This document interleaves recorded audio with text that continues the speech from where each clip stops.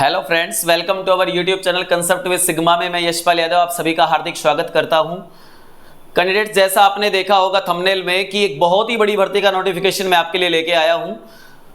30,000 plus वैकेंसियों पे भर्ती होने जा रही है और जैसा आपने थंबनेल में देखा है, ना ही तो कोई इंटरव्यू होगा ना ही कोई एग्जाम होगा, डायरेक्ट आपका सिलेक्शन होगा इस पे।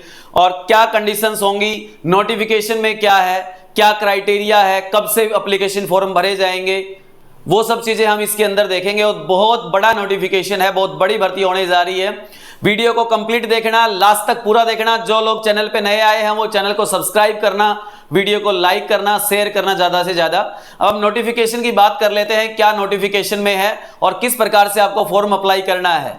दूसरा, पिछली बार बहुत सारे बच्चों ने फॉर्म को गलत तरीके से भर दिया था, जिन्हें बहुत सारी परेशानी आई थी, और क्या परेशानियां थी वो भी मैं बताऊंगा आपको, ताकि आगे आपको वो परेशानी ना हो। देखिए एक बार, सबसे पहले जैसा आपने यहां जैसे ही आप डालेंगे जीडीएस, आप गूगल पे सर्च कर सकते हैं, तो वहां पे इस प्रकार का एक पोर्टल आपके पास ओपन हो जाएगा, वेबसाइट भारतीय डाक सेवा, ठीक है।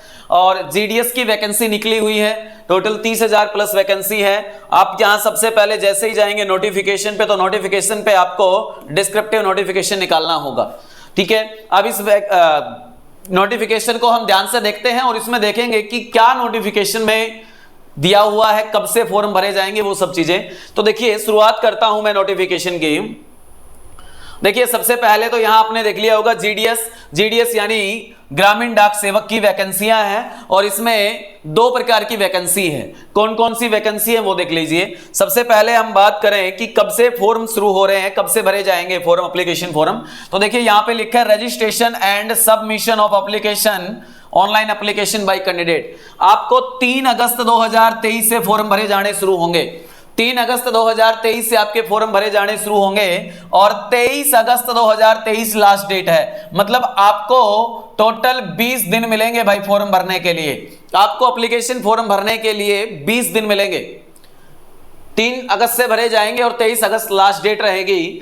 और दूसरी बात, फॉर्म को बड़े ध्यान से भरना है, कोई गलती नहीं होनी चाहिए फॉर्म को भरने में। और अगर आप कोई गलती कर देते हैं या आप किसी से फॉर्म भरवाते हैं और वो भरते समय कोई गलती कर देता है, तो फिर आपको एक ऑप्शन मिलता है, आप उसमें एडिट या करेक्शन कर सकते हैं। एडिट और या करेक्शन का जो विंडो है वो कब ओपन हो जाएगी, वो 24 अगस्त से और 26 अगस्त तक ओपन रहेगी।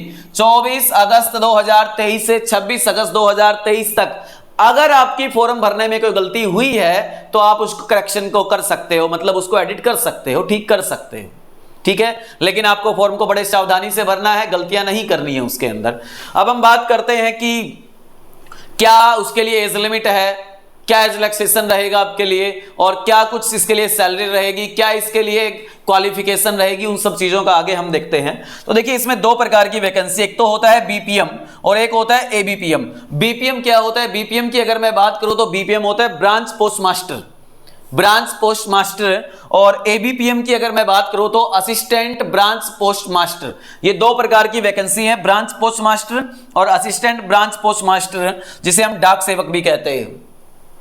जो ब्रांच पोस्ट मास्टर है उसकी जो सैलरी है वो 12,000 रुपए रहेगी, और जो असिस्टेंट ब्रांच पोस्ट मास्टर या जो डाक सेवक है उसकी जो सैलरी है वो 10,000 रहेगी, ठीक है। ये इनकी स्लैब दी हुई है और यहां से इनके कुछ जो भी स्लैब है वो मैं यहाँ ने जो भी आपको शो की हुई है वो आप देख सकते हैं, ठीक है। बेसिक्स मैंने आपको बता दी है यहाँ पे।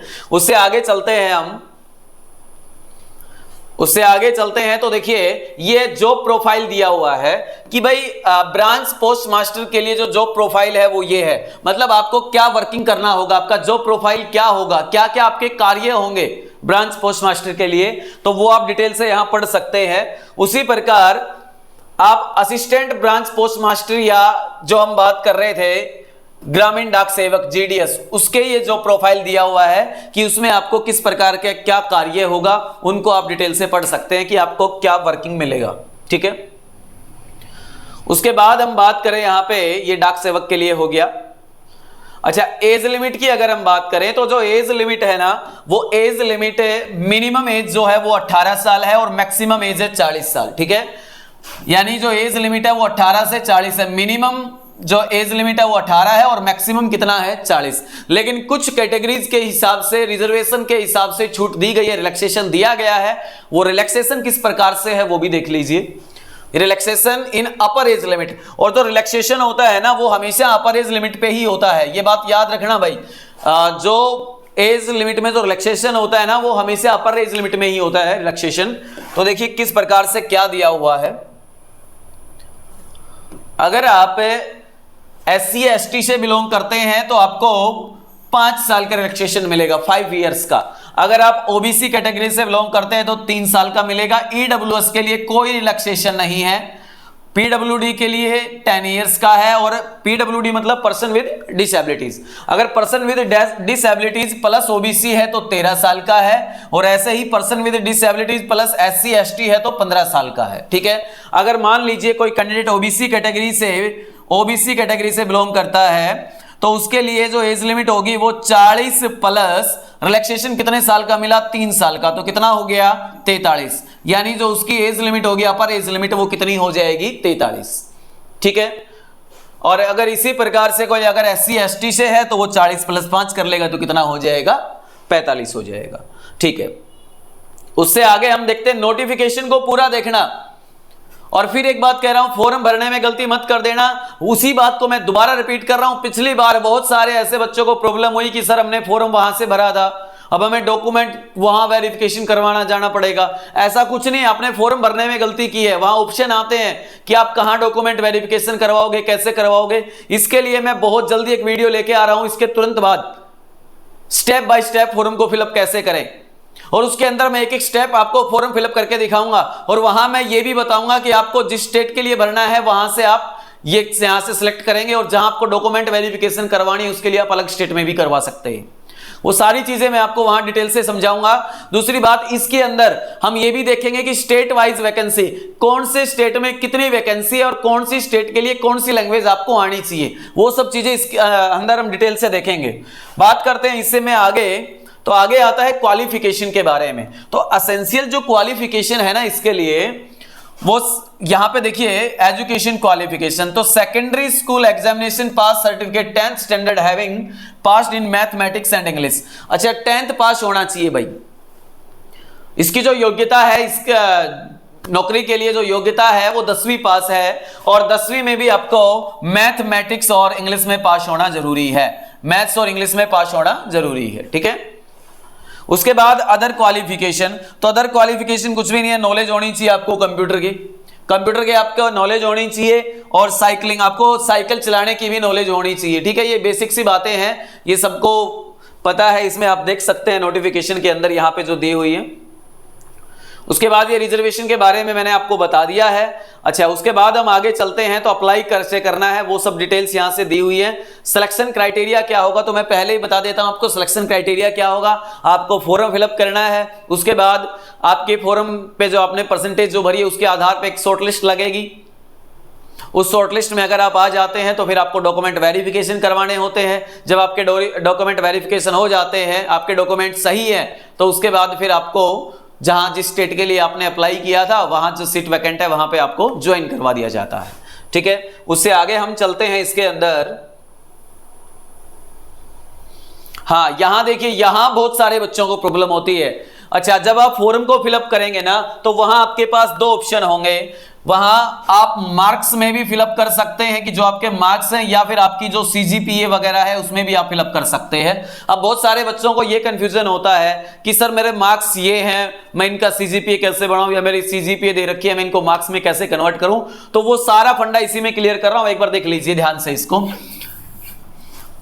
अगर किसी बच्चे के सर्टिफिकेट 10th की सर्टिफिकेट में ग्रेड दिए हुए हैं इस प्रकार से A1 A2 B1 B2 C1 C2 D, या किसी बच्चे की सर्टिफिकेट में ऐसे ग्रेड दिए हुए हैं 10 9 8 7 6 5 4, ठीक है, तो वो इनको परसेंटेज में कन्वर्ट करना चाहता है। तो किस प्रकार से परसेंटेज में कन्वर्ट होगा, देखिए अगर किसी बच्चे का A1 ग्रेड है तो उसका ग्रेड पॉइंट कितना हो गया 10, ग्रेड पॉइंट कितना हो गया 10, और वो इसको मल्टीप्लाई करेगा किससे 9.5 से। जब 9.5 से मल्टीप्लाई करेगा तो उसकी जो परसेंटेज बन जाएगी ना वो कितना बन जाएगा 95%।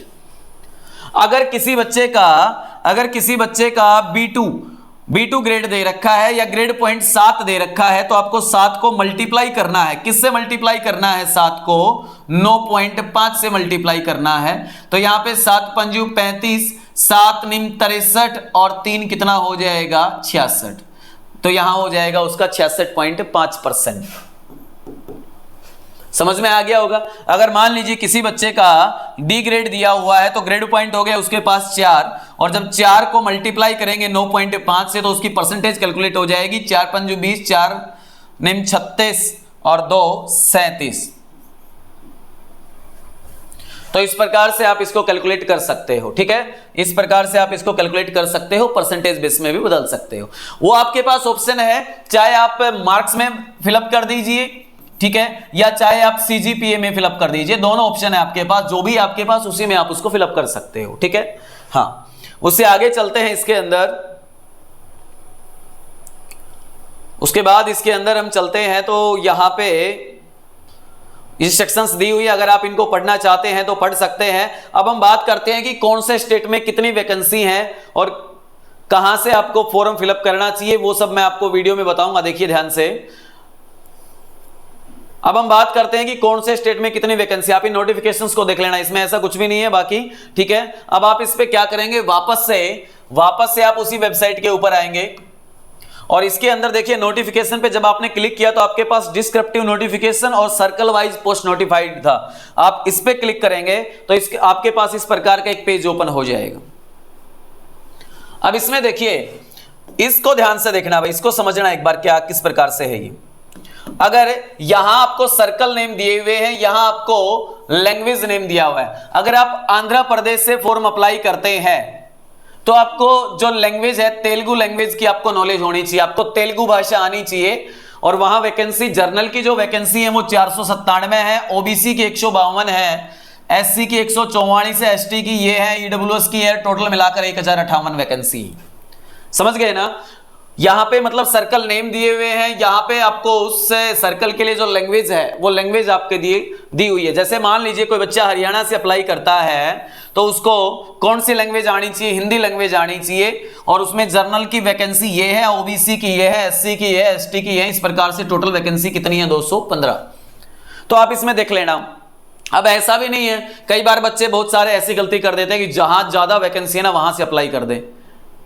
अब सबकी यही सोच हो जाती है तो वहां क्या होता है, फिर नंबर ऑफ एप्लीकेशंस बहुत ज्यादा हो जाती हैं। अब नंबर ऑफ एप्लीकेशंस बहुत ज्यादा हो गई तो सीधी सी बात है, जो शॉर्ट लिस्ट जो कट ऑफ लिस्ट है वो क्या हाई चली जाएगी ना भाई, वो हाई चली जाएगी, फिर वहां पे आप शॉर्ट लिस्ट नहीं हो पाएंगे। तो मैं जो सेकंड जो वीडियो लेके आ रहा हूं जिसको मैं फॉर्म आपको स्टेप बाय स्टेप कैसे भरना है, उसमें ये सब चीजें मैं बताऊंगा आपको कि कहां से आपको फॉर्म अप्लाई करना चाहिए, ठीक है। अब देखिए, जैसे मान लीजिए आप सबसे ज्यादा वैकेंसी देखें इसमें, इस पेज में, तो यहां 3078 वैकेंसी आपको दिखाई दे रही है। ये कहां है, महाराष्ट्र सर्कल से अगर आप भरेंगे, लेकिन आपको मराठी आनी चाहिए, फिर आपको लैंग्वेज मराठी आनी चाहिए। और उसमें ये जर्नल की वैकेंसी है, ये ओबीसी की, एससी की, एसटी की, इस प्रकार से टोटल मिलाकर 3078 वैकेंसी है। तो ये सब सर्कल के हिसाब से लैंग्वेज ये आनी चाहिए आपको, और ये वैकेंसियां हैं टोटल, ठीक है। फॉर्म भरने से पहले इसको जरूर देख लेना। कभी आप ऐसे भर दे कि जहां वैकेंसी बहुत कम है, अगर कोई दिल्ली से भर दे तो वहां वैकेंसी देखे टोटली 22 वैकेंसी है, और वो भर दे भाई कहीं से इसमें ईडब्ल्यूएस वगैरह से, तो ईडब्ल्यूएस में वैसे ही 2 वैकेंसी है, तो भी शॉर्टलिस्ट तो बहुत ज्यादा ऊपर चली जाएगी ना मेरिट, उसमें आपका सिलेक्शन नहीं हो पाएगा। तो इनको ध्यान से पढ़ना है, पहले भरने से पहले इस नोटिफिकेशन को ध्यान से देखना है। इसीलिए मैंने आपको वेबसाइट ओपन करके दिखाई है कि आप कहां से नोटिफिकेशन को डाउनलोड कर सकते हैं, ठीक है। उससे आगे देखिए, हम यहां नीचे चलते हैं तो ये पंजाब में हो गया, ठीक है, पंजाब में ये हो गया, राजस्थान का हो गया सब। अच्छा, यहां पे देखिए टोटल जो वैकेंसी है ना वो जर्नल के लिए 13,618 है, ओबीसी के लिए 6,051 है, ये एससी के लिए है, ये एसटी के लिए, और कुल मिलाकर जो वैकेंसी है ना वो जैसा आपने पढ़ा है 30,041 थंबनेल में जैसा आपने देखा है ना, ये टोटल मिलाकर वैकेंसियां दी हुई है, उनकी डिटेल्स। अब फॉर्म को आप बड़े ध्यान से भरना है, फॉर्म भरने में कोई मिस्टेक नहीं होनी चाहिए, और जल्दी ही मैं स्टेप बाय स्टेप की सेकंड वीडियो लेके आ रहा हूं, उसको आप सभी को देखना है। बाकी भाई इतनी बड़ी भर्ती है, 30,000 प्लस वैकेंसी इसके अंदर हैं, तो मेरा तो ये मानना है कि इसके अंदर एक रिटर्न एग्जाम होना चाहिए। बाकी अब सरकार का जैसा नियम है उस प्रकार से भर्तियां हो रही हैं, ठीक है, बाकी होना चाहिए। अगर इतनी बड़ी भर्ती है, 30,000 प्लस लोगों की भर्ती है, तो इसमें रिटर्न एग्जाम भी होना चाहिए, ठीक है। अब स्टेप बाय स्टेप जो फॉर्म को कैसे अप्लाई करना है उसके लिए मैं जल्दी ही वीडियो लेके आ रहा हूं। जो हमारे साथ चैनल पे नए जुड़े हैं, चैनल को सब्सक्राइब कर दीजिए, वीडियो को लाइक करिए और ज्यादा से ज्यादा शेयर कीजिए। नेक्स्ट वीडियो में फिर मैं आपसे मुलाकात करता हूं, धन्यवाद।